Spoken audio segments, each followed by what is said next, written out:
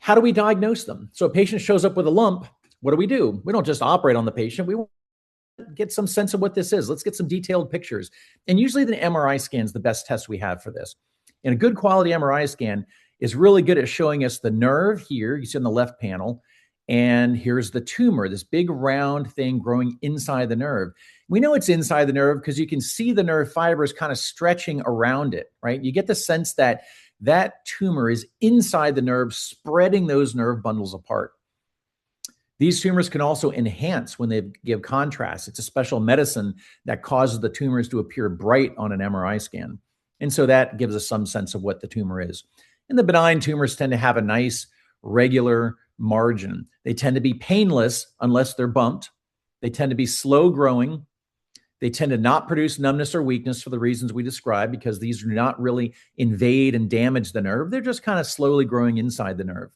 And on the imaging studies, the benign tumors tend to be what are called well circumscribed. They have a nice, smooth, regular border. They tend to be round. They don't tend to be funky looking and scary looking.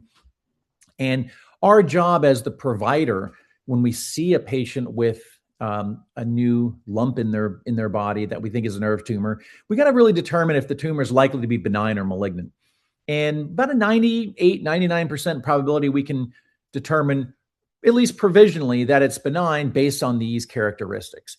No pain unless it's bumped, slow growing, no numbness, no weakness. It's got a nice regular margin. 99% of the time, that tumor is going to be benign. Now, we don't know for 100% sure. To do that, we would have to biopsy the lesion, but we don't want to biopsy the benign lesions. And the reason for that is when we do a biopsy, we have to stick a big needle into the tumor, and that can cause nerve damage. And we don't really want to do that for a benign tumor because the risks outweigh the benefits, okay? So on the other hand, if a patient presents with a painful lesion, and I don't mean pain just when it's bumped, but I mean it's painful even when it's not bumped. It can be radiating pain. It can be really, really exquisitely painful, especially at night, keeps you up at night. A rapidly growing lump, right? Remember I said patients can have some awareness of how fast these things are growing. Patients that have numbness or weakness in the distribution of that nerve, or if the tumor has an irregular margin. Remember that last tumor I showed? It was nice and round. This is very irregular, okay? It's a totally different looking lesion. So when a patient presents like this, that's probably a malignancy.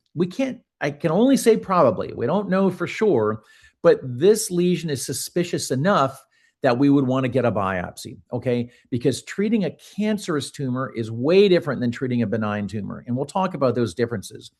And if we suspect that it's a malignancy, it's really important to get a tissue diagnosis before undergoing definitive treatment. But the good news is these malignant tumors are really, really rare.